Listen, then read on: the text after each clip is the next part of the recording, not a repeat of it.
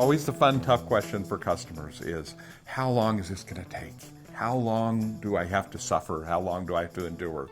In general, nobody stocks kitchen cabinets or bathroom cabinets in any of the higher end qualities in the town that you're at.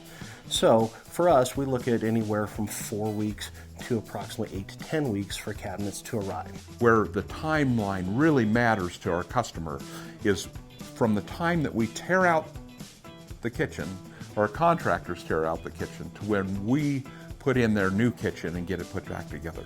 The long and short of that is it's generally about a 6-week process that you're going to be suffering without all the things that you have.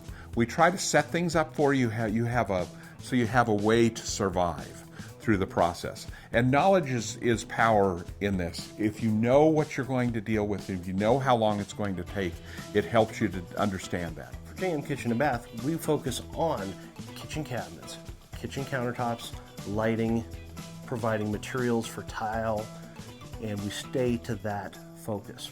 It keeps us from having to employ several subcontractors to come to your house and then mark up what they're charging us without our control. We try very hard at JM to keep the timelines reasonable in getting that done so that you don't go crazy in the process.